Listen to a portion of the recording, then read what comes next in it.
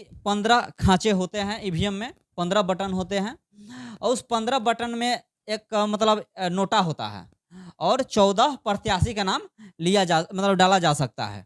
तो क्या कुल मिलाकर क्या बात है कि वहाँ का जो कर्मचारी हैं उन लोगों का प्रयास होता है, मतलब सूत्रों के हवाले से ये बात पता चल रहा है, गुप्त बात है, जो हमें पता चल रहा है कि 15 जैसे 15 है, 15 में से 14 में है कि आपको प्रत्याशी हो सकते हैं, तो इन लोगों का प्रयास होता है कि अगर 20-21 अगर हो जाते हैं प्रत्याशी, तो इन लोगों में कुछ कमी निकाल करके 14-13 कर दें। मतलब कुछ ना कुछ एक मतलब सही का टिक अगर नहीं होगा तो उस पर भी ये लोग नाम छाँटने का काम करते हैं और नाम छाँट करके 10, 8, 9 इस तरह से कर देते हैं कि ताकि 15 से ऊपर 14 से ऊपर नहीं जाए। ये भी बात सामने निकल के आ रही है। क्या कुछ कहें? इसमें हम कहना चाहते हैं कि हमको भारत सरकार का चुनाव आयोग है, हम वो जो है ईवीएम का मामला है, ईवीएम वो लगता है सीमित है कि इतने ईवीएम को सेट करना है पूरा इंडिया में और उतने ही को उसी में जीत हार करना है। क्या भी अगर प्रत्याशी अधिक होता है तो ईवीएम दोबारा लगेगा, वो तो उपलब्ध नहीं है। हमको जो लग रहा है अपना मन का बात बोल रहे हैं इसमें कि ईवीएम दोबारा जो मशीन बैठेगा उसमें खाचा भी रहेगा 15, तो एक ही ईवीएम में थोड़ा सेट करके कर दें सीमित और दोबारा ईवीएम नहीं बैठा पड़े उसमें कि प्रत्याशी ऊपर नीचे अनेक मामला का गंभीर मामला है, जिसमें हमने जो मेरा नाम अरुण कुमार दोष है और बहुजन समाज पार्टी के द्वारा प्रत्याशी हैं, ये नंबर 1 पर आने होंगे, एक पर उसका भी सम्मिलिता हो सकता है कि दबाव के कारण भी कुछ भी हो सकता है ये मामला छांटने की, इसमें साजिश रचा गया है। बस इतने को जानते हैं, हमको वहाँ से जो है स्क्रूटनी में नहीं छांटने के बावजूद भी छांटा गया है, जिसमें कोई भी जनता पूरा बोल रहे हैं जितने भी साइबर क्राइम में जाइएगा इस तरह का धांधली होता है। चलो ठीक। नमस्कार, आप देख रहे हैं जीएस नेशनल न्यूज। मैं गौतम कुमार और आपको बता दें कि इस वक्त हम पटना में उपस्थित हैं और बता दें कि मेरे साथ बैठे हुए हैं बांका लोकसभा संसदीय क्षेत्र के प्रत्याशी, बहुजन समाज पार्टी के प्रत्याशी रहे हैं और आपको बता दें कुछ क्या कमी हुई है जिसके वजह से इनका नामांकन रद्द हो गया है, उसी पर अभी हम बात करने के लिए बैठे हुए हैं। चलिए इनसे ही पूरे मतलब बात पर नज़र रखते हैं। सबसे पहले तो आपको जीएस नेशनल में स्वागत है। आपको हार्दिक बधाई दें, जीएस नेशनल न्यूज को मैं कोटि-कोटि नमन हार्दिक अभिनंदन क्या करता परिचय हुआ? हूँ। मेरा नाम अरुण कुमार दास हुआ और क्या कारण हुआ कि आपका नामांकन रद्द? मेरा नामांकन जो फर्स्ट पेज का जो आवेदन मैंने दिया था, उस आवेदन में मेरा एक भी त्रुटि नहीं है। वो शिक्षकों का जो प्रपत्र हमको चिट्ठी इशू किया है वो गलत इशू करके हमको नामांकन के लिए वो बाधित कर दिए हैं। और अच्छा, ये जो नामांकन आपका रद्द हुआ है, तो उस समय जो था कि मतलब ये डॉक्यूमेंट फर्स्ट डॉक्यूमेंट देखा गया या नहीं देखा गया? फर्स्ट डॉक्यूमेंट हेल्प डेस्क पर मैंने जमा दिया, वहाँ आधा घंटा वीडियोग्राफी भी हुआ, आधा घंटा सबने कर्मचारी जितने भी कर्मचारी वहाँ बैठे हुए थे चुनाव आयोग के द्वारा सबने जांच किया, कोई भी आवेदन में कोई त्रुटि नहीं था। त्रुटि नहीं होने के कारण फिर हेल्प डेस्क के सहारा लेकर मैंने डीएम साहब को आवेदन दिया, वहाँ भी जांच किया गया। वहाँ के जितने भी कर्मचारी थे सभी बैठे हुए थे, सबने जांच करते हुए भी आवेदन जो है ना स्वीकार किया। स्वीकार करने के बाद फिर जो है ना फिर बोला कि नहीं कुछ त्रुटि है, कर्मचारी के माध्यम से डीएम साहब को बोला कुछ त्रुटि है, वो त्रुटि के लिए हमको चेकलिस्ट दिया गया, जिसमें 6 को का चेकलिस्ट दिया गया, जिसमें 6 लोग का जब चेकलिस्ट दिया तो हमने तो बोला कि हेल्प डेस्क का सहारा लिया, फिर भी गलती कैसे निकल गया, तो हम सोचे हो सकता है निकला होगा, तो फिर हमने चेकलिस्ट लेके 4 तारीख को हमको मिला, हम निकल गए नॉमिनेशन देने के बाद जो है ना। उसके बाद जो है चेकलिस्ट के अनुसार हम जो है ना पुनः जो 5 तारीख को हम फॉर्म फिर से 6 को का भर के एफिडेविट के साथ फिर 11 बजे 10 बज के 48-50 मिनट पर हम पहुँचे कार्यालय में और डीएम साहब का हाथ में दिए। डीएम साहब ने अपने मेरा आवेदन लिया, लेने के बाद हमको बोला कि तो हमने वकील भी मेरे साथ में था, तो हम बोले सर कोई इसमें फिर तो नहीं टूटी है? बोला नहीं अभी तो त्रुटि नहीं है, देख लिया, देख के उसके बाद रख दिया। रखने के बाद हम जो है बैठे, कुछ सेकंड बैठे वहाँ कुर्सी पर, फिर बोले कि सर हम जा सकते हैं? कल के जा भी सकते हो, नहीं भी जा सकते हो, कोई दिक्कत नहीं, बैठ सकते हो। इस तरह का डीएम बोले हैं। मतलब डीएम साहब बोले 5 तारीख को आपका कागज चेक किया गया। 5 तारीख को जब कागज चेक किया जाता है तो डीएम साहब से आप पूछते हैं कि भाई इसमें कोई त्रुटि तो नहीं है। जब बोलते हैं डीएम साहब की कोई त्रुटि नहीं है, आप यहाँ बैठ भी आप पूछे कि हम बैठे या जाएं, तो उन्होंने कहा कि आप बैठ भी सकते हैं और जा भी सकते हैं। तो जब वहाँ से आप चल दिए तो उसके बाद का क्या मैटर हुआ? चलने के बाद जब हम आए बाहर तो कुछ हम जो है ना नाश्ता पानी किए नहीं थे सुबह से, हम नाश्ता पानी बाहर में करने लगे। तो हमको जो है बहुजन समाज पार्टी कमेटी के द्वारा हमको फ़ोन आया कि जो है जो वो स्कूटनी है आप अंदर में जाके बैठिए, स्कूटनी करवाए। तब फिर हम पुनः फिर घुसे हैं नाश्ता करने के बाद, मुश्किल से 10 मिनट लगा होगा, 15 मिनट। फिर हम अंदर घुस के स्कूटनी में बैठ गए। स्कूटनी में बैठने के बाद जो है उसके बाद 11 बजे हमको फिर पुनः चेकलिस्ट हाथ में थमा दिया।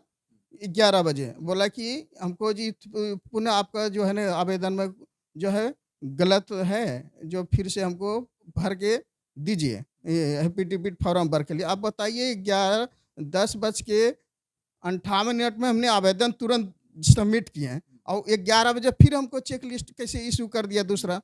ये गंभीर मामला है ना। 1 मिनट में किसी को अगर देगा आवेदन, एफिडेविट फॉर्म भर के फिर से दिया, कोई दे सकेगा? संभव है 1 मिनट में? जबकि मैंने प्रपत्र फिर से हम चेक लिस्ट के अनुसार हम बोले कि सर ये संभव नहीं है, इस तरह के फॉर्म कैसे हम भर सकते हैं? उसके बाद हम बैठे रह गए। उसके बाद जो आवेदन फिर जो है ना तो जांच किया तो फिर डीएम साहब ने बोला कि नहीं, आपका जो कॉलम 1 कॉलम है शून्य लिखना, तो वो नहीं लिखे हैं, जिसके कारण आपको आवेदन वो स्वीकार की जाता है।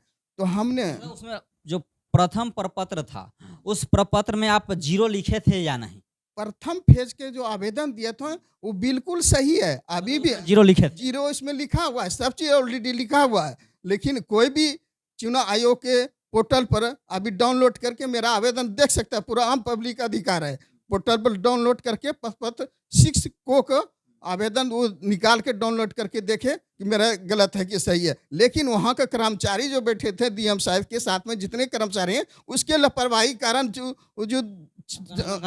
नामांकन रद्द हुआ है कि वो जो हमको प्रपत्र 6 का को का चेकलिस्ट दिया वो गलत दिया था, जबकि वो ऑलरेडी हमारा प्रपत्र सही था। जबकि मैंने हेल्प डेस्क का लिया था, सारा मेरा वीडियोग्राफी है, सब चीज़ किया हुआ है।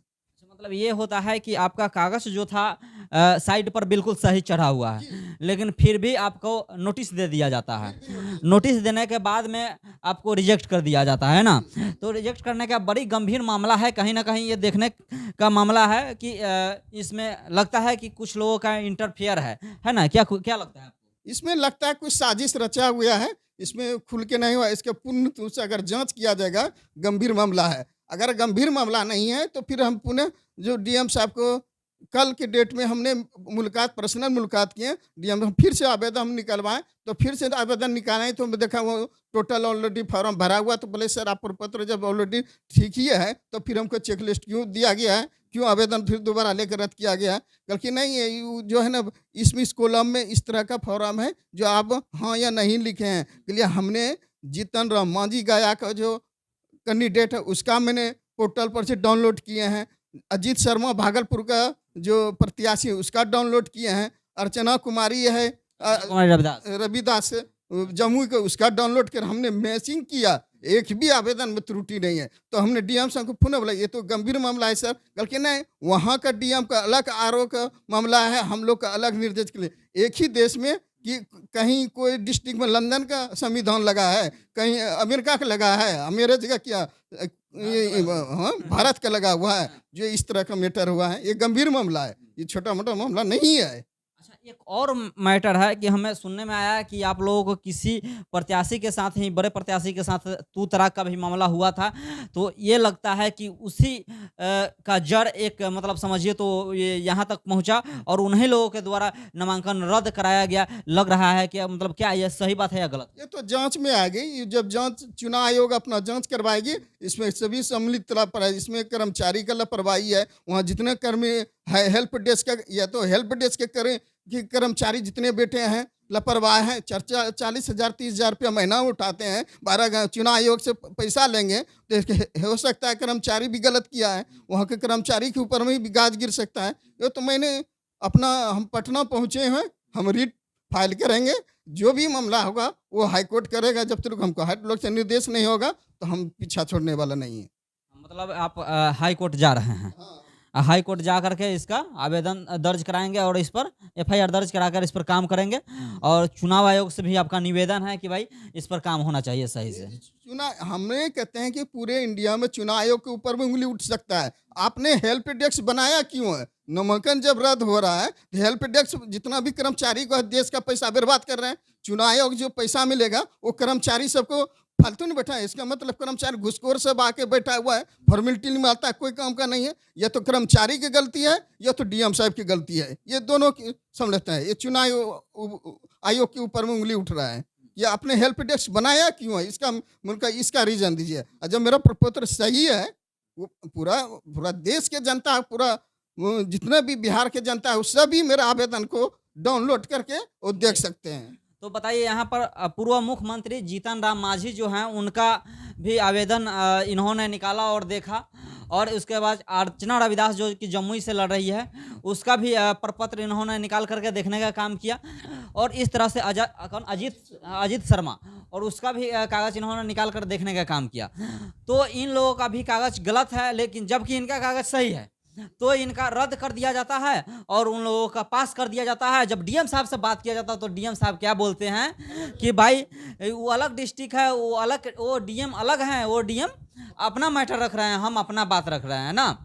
वो कौन क्या कर रहा है उसे मतलब नहीं, हम क्या कर रहे हैं ये मतलब है ना। तो डीएम साहब का कहने का मतलब यही हुआ। तो डीएम साहब साफ साफ बात में कहीं ना कहीं किसी के दबाव में आकर के लगता है कि नामांकन रद्द करने का इनका काम किए। ये तो लोग सीधा लग रहा है लोकतंत्र की हत्या कर चुका है। ये लोग फॉर्मेलिटी नहीं बुला रहा है। यहाँ पूरा इंडिया में ऐसा साजिश रचा रहा जा रहा है। हमको जो लग रहा है कि इस तरह प्रत्याशी को छांटा जाए, बाकी बात कम प्रत्याशी रखा जाए। ये ईवीएम की एक मुश्त जो होता है ईवीएम को लगाने का जो मामला है कि 2 ईवीएम लगे नहीं 1 ईवीएम लगे, इसमें भी हमको गंभीर मामला समझ में कि ईवीएम में कहीं सेटिंग तो नहीं है। कितने आदमी को सेट करके अमुक आदमी को इंडिया में जितना अमुक पार्टी को बहुमूलता के जीता जाएगा। यह तो ईवीएम में सेटिंग के कारण इस सबको रद्द किया जा रहा है मामला। ठीक है, जानकारी देखने के लिए बहुत बहुत धन्यवाद। और आप लोग अगर वीडियो देख रहे हैं तो वीडियो को लाइक शेयर सब्सक्राइब जरूर करें। कम से कम सब्सक्राइब करके चैनल को हेल्प करें ताकि जीएस नेशनल न्यूज काफ़ी आगे जा सके। बहुत बहुत धन्यवाद आप लोगों को वीडियो देखने के लिए।